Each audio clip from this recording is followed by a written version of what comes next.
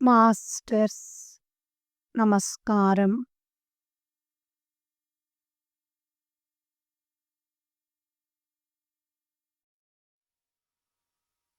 Savitri consciousness.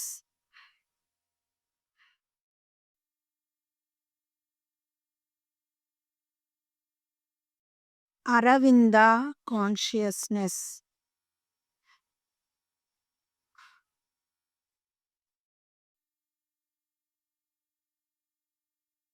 Let us meditate on the most auspicious form of Savitri, on the light of the Supreme, which shall illumine us with the truth.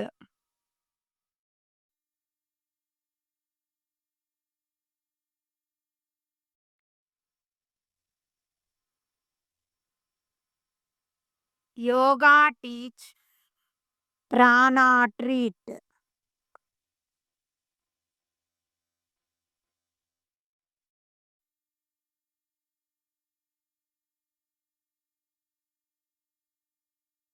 Andhra Mahasavitri 22వ అధ్యాయం శక్తిత్రయం.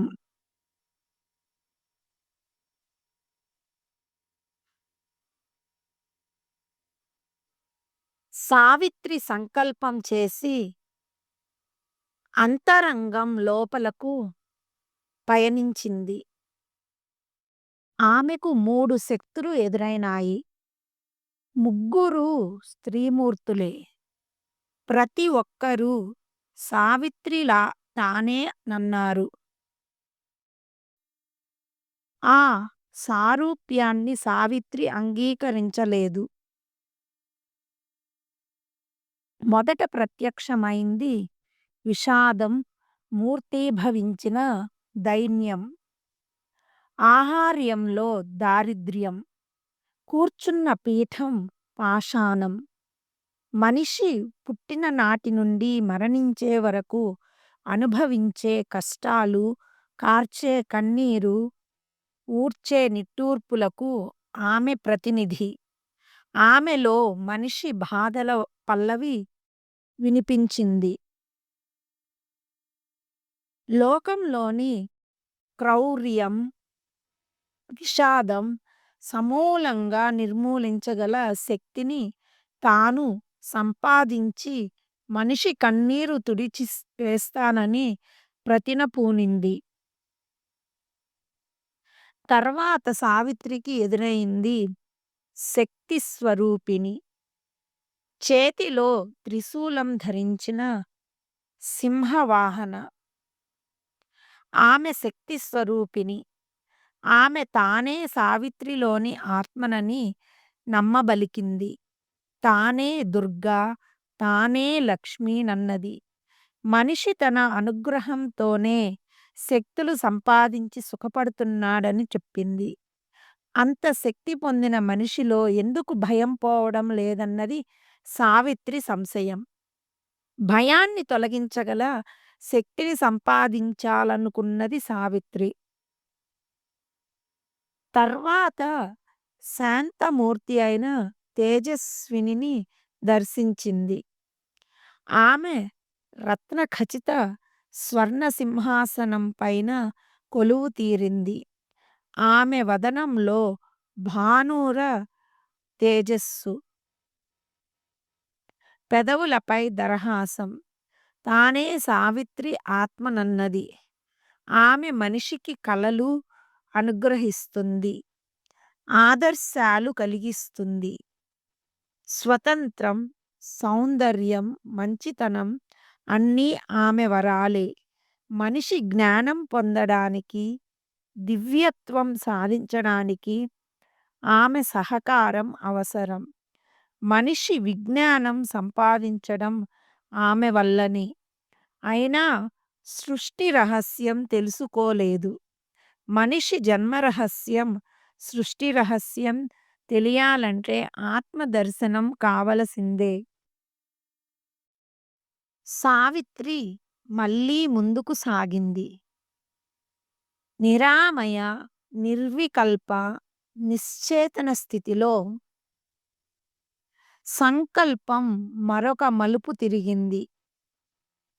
అక్కడ ఒక దేవి సాక్షాత్కరించింది. సుదీర్ఘ నీల కుంతలాలు, వదనంలో దైన్యం. ఆమె పీఠం కఠిన శిలాసదృశం. ఆమె పాదపీఠం పదును తేలిన గండశిల. ప్రపంచంలో గూడు కట్టిన దైన్యం ఆమె శిఖలు. సర్వజీవుల బాధలు ఆమె వలువలు. ఆమెలో, ఆమె చుట్టూ అస్థిర ప్రపంచం. బాహ్యంలో ఆడంబరాలు, అంతరంలో విషాదాలు. ఈ లోకమే మాయ. కనిపించేదంతా అశాశ్వతం. ఈ అస్థిర సృష్టి మహాశూన్యం వరకు వ్యాపించింది. సావిత్రి ఆమెలో ప్రపంచంలోని జీవుల కష్టాలు, బాధలు, గ్రహ చలనాలు, గ్రహ గతులు, జీవుని యాతనలు, మృత్యువు అన్నీ చూచింది. ఆ దేవి విషాద ప్రపంచాన్ని తన శరీరంగా మార్చుకుని సప్త వ్యసనాలను గుండెలో ధరించింది. 7 గాయాలతో గుండె తూట్లు పడి రక్తం స్రవించగా విషాదం ఆమె వదనంపై దోబూచులాడింది. యుగయుగాల కన్నీటి ధారల చారికలు ఆమె చెక్కిళ్ళపై స్పష్టంగా కనిపిస్తున్నాయి. విశ్వ విషాదంతో ఆమె గుండె బరువెక్కింది. విచారంతో కాలం కన్నీరు కార్చినట్లయింది. ఆమె స్వరంలో విషాద ఛాయ. అయినా ఆమెలో ఏదో ఆనందం, ఆకర్షణ ఉన్నాయి. బరువు కళ్ళ వెనుక ఆశ తలుక్కొచ్చింది. ఆమె మందస్వరంతో పలికింది. సావిత్రి, నీవు అన్వేషిస్తున్న ఆత్మను నేనే. విశ్వంలోని విషాదాలను భరించడానికి పూనుకున్నాను. నా బిడ్డల కష్టాల్ని నా గుండెలోనే దాచుకుంటాను. ఈ ప్రపంచంలో జీవులందరికీ ఊరట కలిగించేది నేను. దైవ ధిక్కారం కారణంగా శాపగ్రస్తులై నానా బాధలు పడి నైరాస్యంలో కృంగిపోతున్న వారికి ఊరట కలిగించేది నేను. నేను అబలను, లోకసేవికను, బానిసను, పశువును. నన్ను క్రూరంగా హింసించే వారిని ప్రేమించడం నా నైజం. నన్ను గర్హించి ద్వేషించే వారిని నేను లాలిస్తాను, ప్రేమిస్తాను.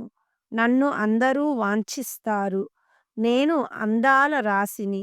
అందరికీ తృప్తి కలిగించేది నేను. దేవాలయాలలో పూజలందుకునే దేవతను నేను. బాధల్లో, ఆక్రందనల్లో అంతటా అన్ని వేళలా నేనుంటాను. ఇహం నుండి పరానికి చేరడానికి ఆధారమైన మంత్రం. నేను ప్రాణుల ఆవేదనల్లో నేను కనిపిస్తాను. బాధామయ జగతికి మూల కారణం నేను. మనిషి శారీరక, మానసిక దుర్భర వేదనలు, రోదనల్ని పరలోకాలు పట్టించుకోవు. అవి తిరిగి వచ్చి నా గుండెను తాకి నా ఆత్మను బాధిస్తాయి. ఏం చేయను? నేను నిస్సహాయురాలిని. ఆకలి మంటకు ఆహుతి అయ్యే బక్క రైతును చూచాను. పురిటి పొత్తిళ్లలోనే హత్య కావించబడే పసిబిడ్డల్ని చూచాను. అబలల్ని వివస్త్రల్ని చేసి మానభంగం చేస్తుంటే ఆ కామ పిశాచాలను ఏమీ చేయలేక కన్నీరు కార్చాను. వారి ఆర్తనాదం నా గుండెను తూట్లు పొడిచినా నేనేమీ చేయలేకపోయాను. ఎవరినీ రక్షించే శక్తి నాకు లేదు. రక్షించగల ఆయుధం, శిక్షించే చట్టం నా చేతిలో లేవు. పరమాత్మ నా జాలిగుండెలో ప్రేమను నింపాడు తప్ప నాకు శక్తినివ్వలేదు. చెర్నాకోలు దెబ్బలు తిని ఉత్సాహం పొందే పశువు కాడి భుజాన వేసుకుని శ్రమిస్తుంది. దాని కష్టంలో నేను పాలు పంచుకోగలిగాను కానీ కాడిని దింపలేకపోయాను. నిరంతరం కడుపు కోసం తిరుగుతూ భయంకరంగా ప్రాణభయంతో జీవించే పశువుల్ని, పక్షుల్ని చూచి చలించాను. అవి ఆకలితో అలమటించి అర్ధాంతరంగా చనిపోతే చూస్తూ ఊరుకున్నాను. నేనేం చేయగలిగాను? సామాన్యుల జీవన పోరాటంలో నేను పాల్గొన్నాను.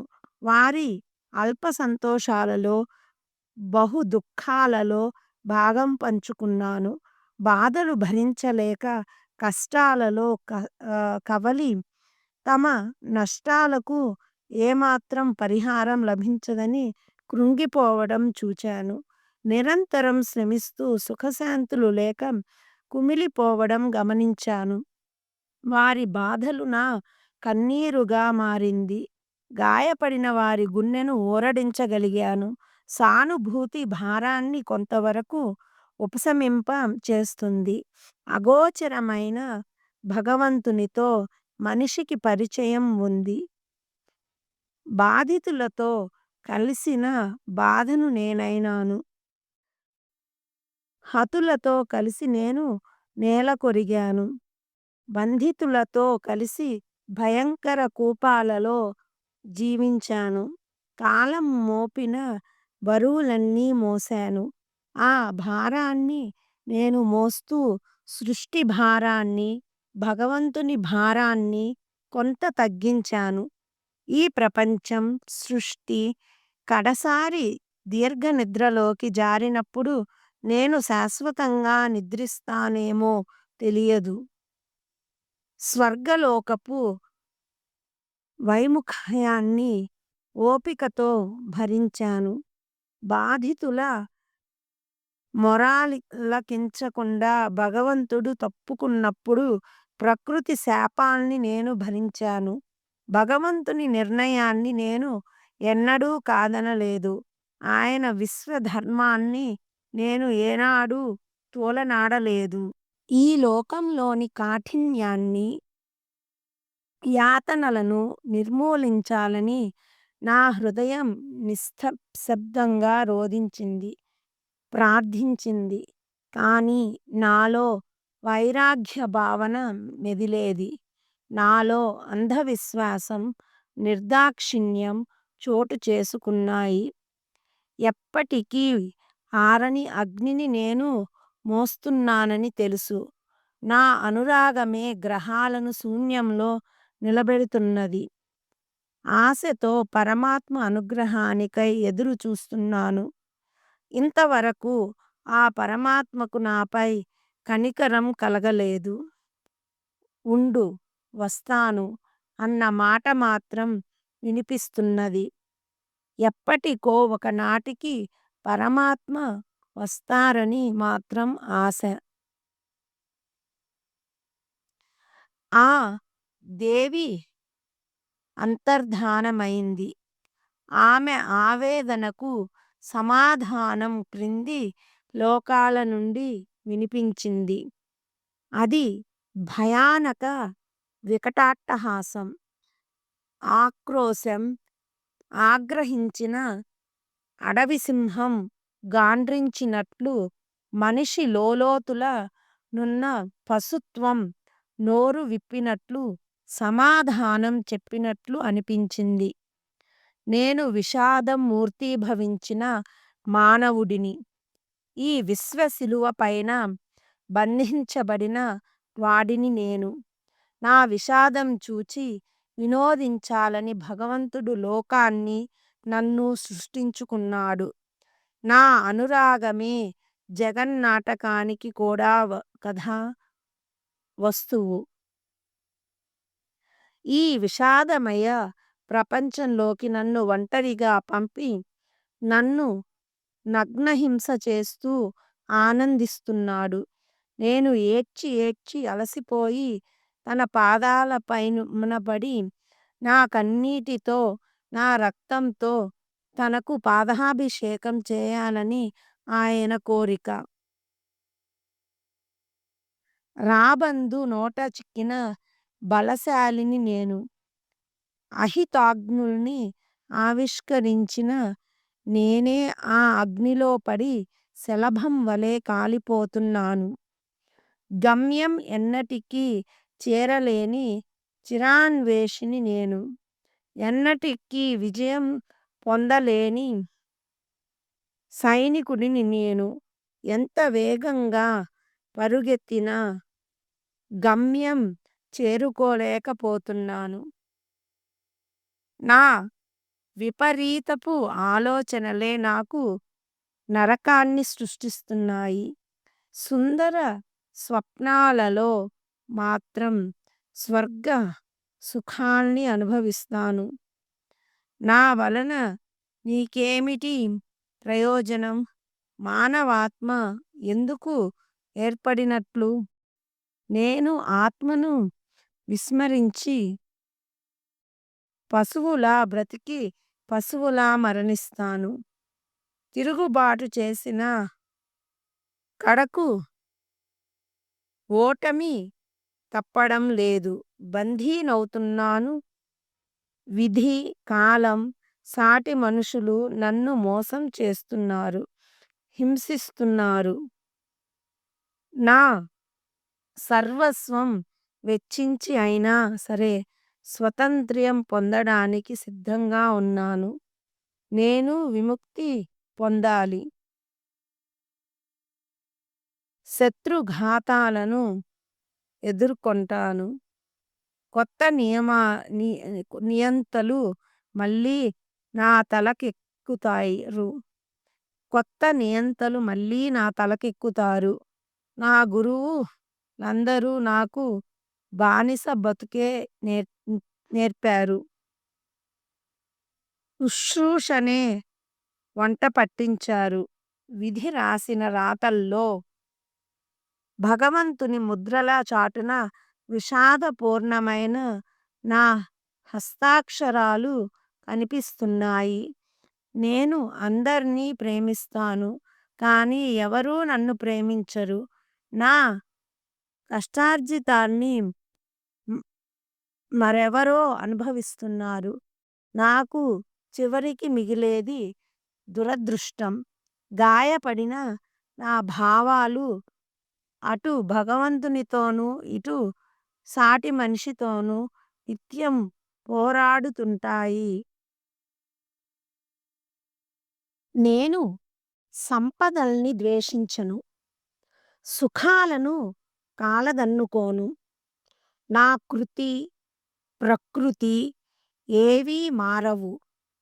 నేను నా కోసమే ప్రేమిస్తాను, ఇతరుల కొరకు కాదు. ప్రకృతి ధర్మానుసారం ప్రతి మనిషి ఒంటరివాడే, ఎవరికి ఎవరు ఏమీ కాదు. అంత నిర్దాక్షిణ్యంగా భగవంతుడు లోకాన్ని, మనుషుల్ని సృష్టించి పెట్టాడు. అలాగే మనిషికి అల్ప హృదయాన్ని ఇచ్చాడు. అందుకే మనిషి దౌష్ట్యంతో, దుర్మార్గంతో బ్రతుకుతుంటాడు. సానుభూతి చూపడం మనిషి బలహీనత. మనిషిలోని మంచితనం, ఆర్ద్రత, మార్ధవం, కరుణ మరో మంచి జన్మకు పెట్టుబడులు. పరోపకారం మనిషి అహానికి మరొక రూపం. లోకంలో గుర్తింపు పొందడానికే లోకులకు సేవ చేస్తాడు. నాలో నిద్రాణంగా ఉన్న మహాశక్తి ఒక్కసారిగా మేల్కొంటే, సాగర మథనంలో అమృతం ఉద్భవిస్తే, నేనే ఈ లోకానికి ప్రభువును. భగవంతునితో సమానంగా మనిషి శక్తివంతుడవుతాడు. కానీ భగవంతుడు నా మౌలిక శక్తుల్ని మటుమాయం చేశాడు. నా హృదయం దానిని అమాయకంగా ఆమోదించింది. దాతృత్వం వల్ల నేను ఓడిపోయాను. కష్టాలలోనూ తృప్తిని పొందుతాను. బాధలలోనే ఔన్నత్యం పొందడానికి ప్రయత్నించాను. భయంకరమైన రోగాలను అనుభవించేది నేను. అసలీ పైశాచిక కృత్యాలకు కర్తను నేనే. పాపకార్యాలు చేయడానికే పుట్టాను. నేను జన్మ పాపిని. ఒకరి తృప్తి కోసం కాదు, నా కొరకే నేను పాపం చేస్తాను. ప్రకృతి నాకు అప్పగించిన పనిని నిర్వర్తించడమే నా విధి. ఇంక ఏడ్చినా, మొత్తుకున్నా, ద్వేషించినా, రోదించినా ఫలితం శూన్యం. సావిత్రి ఆ స్వరం విని విహ్వల అయింది. ఆమెలో కరుణ జాలువారింది. ఇలా సమాధానం చెప్పింది. బాధలను, విషాదాలను భరిస్తున్న ఓ దేవీ! నాలో నీవూ ఒక భాగానివి. నీ కారణంగానే మనిషి విధికి తలవంచడం లేదు. సుఖాలకై విధితో పోరాడుతున్నాడు. నీ కారణంగానే మనిషి తనలో ఆశలు పెంచుకుంటున్నాడు. నీకు ఊరడించే హృదయం ఉంది, కానీ రక్షించే శక్తి లేదు. ఒకనాటికి నేను ఆ రక్షణ శక్తి నా వెంట తెస్తాను. ఆ దివ్యామృతం నీకు తాగిస్తాను. అప్పుడు భగవత్శక్తి నీ నరాలలో ప్రవహిస్తుంది. నీ హృదయం ప్రజ్ఞాపూర్ణమవుతుంది.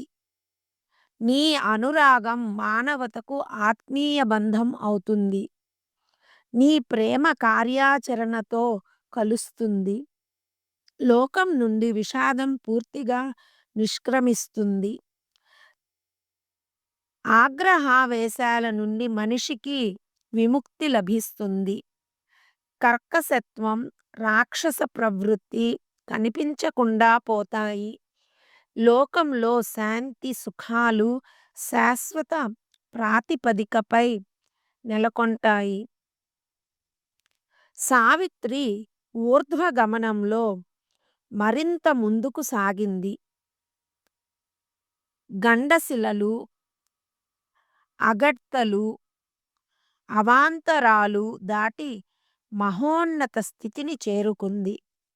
ఒక సుకుమార మారుతం హృదయాన్ని తాకి గిలిగింతలు పెట్టినట్లయింది. సుమ పరిమళాలు పరవశింపచేశాయి. అక్కడ అంతా సుందరం, సుకుమారం, ఉన్నతం అనిపించింది. అక్కడ ఒక గండశిలా సింహాసనం పైన ఒక దేవి పట్టు పీతాంబరాలు ధరించి త్రిశూలధారిణిగా దర్శనమిచ్చింది. ఆమె చేతిలో డమరుకం ఉంది. సింహం పైన కూర్చొని ఉన్నది. సింహవాహిని ఆ దేవి అధరాలపై ఆమె సుందర మందహాసం. ఆమె కన్నుల్లో అగ్నిరేఖలు. ఆమె శౌర్య సాహసాలకు ప్రతినిధి. దివ్యత్వం రూపుదాల్చినట్లుంది.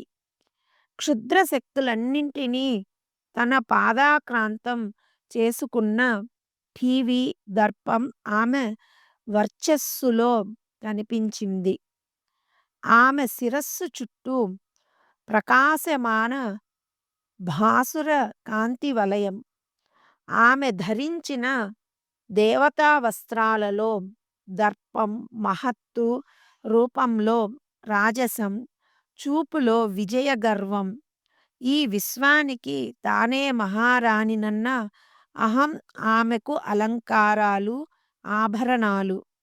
మృత్యువుకు తరతమాలు లేనట్లే ఆ దేవికి తరతమాలు లేవు. అందరిపైన సమదృష్టి సారిస్తుంది. అన్ని శక్తులు ఆమెకు వశమే. ఆమెలో సత్యం ప్రకాశిస్తున్నది. తానే జ్యోతి స్వరూపం. ప్రేమ, ప్రజ్ఞ, బ్రహ్మానందాలకు ఆమె నిలువుటద్దం. నిర్మల కాంతి, తేజస్సు ఆమెకు ఆలంబనాలు. మేధ, అంతరాంతరంలో ఆమె స్థానం స్థిరం. ఆ శక్తి స్వరూపిణి కాల ప్రవాహాన్ని తిలకిస్తూ నాదాన్ని వినగలదు. నిర్విఘ్నంగా సాగే గ్రహగతుల్ని వీక్షిస్తుంది. భగవంతుని లీలలు, మృత్యుఘోషలు వింటుంది. ఆయా శక్తుల విజృంభణలో, పోరాటంలో ఆమె సంకల్పానికి తిరుగులేదు. ఆమె సంకల్పమే శాసనం. ఆమె పలుకు రణభేరి. పతనం చెందిన వారికి ఆమె దర్శనం ఒక ఆశాకిరణం. ఆమె మధుర స్వరంలో అనురాగం చిప్పిలుతుంది. ప్రేమ పొంగి పొరలుతుంది. ఆ దేవి అన్నది, సావిత్రి, నిగూఢంగా ఉన్న నీ ఆత్మను నేను. నేనే నీవుగా ఈ మానవ ప్రపంచంలోకి దిగివచ్చావు. అనుక్షణం నన్ను పరమాత్మ గమనిస్తూ ఉంది. ఈ భూమిపైన మంచికి చెడుకు మధ్య పోరు సాగుతుంది. సురాసుర శక్తులు కలబడుతుంటాయి.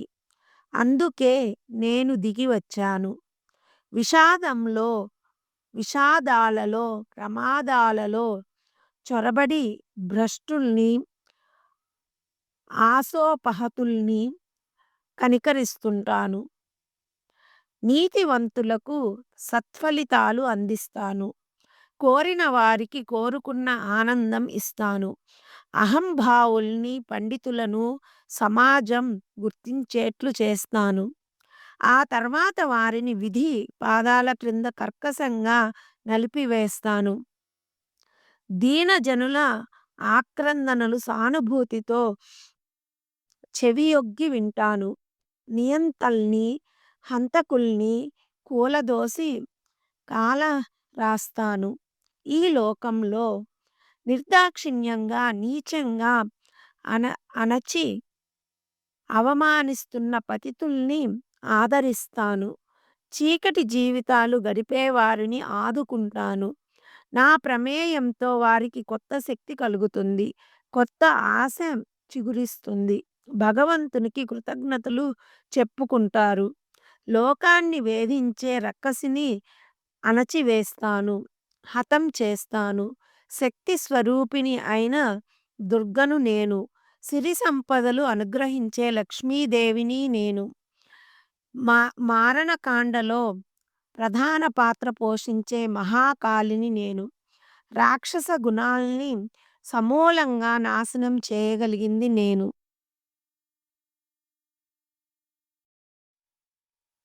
మాస్టర్స్ నమస్కారం.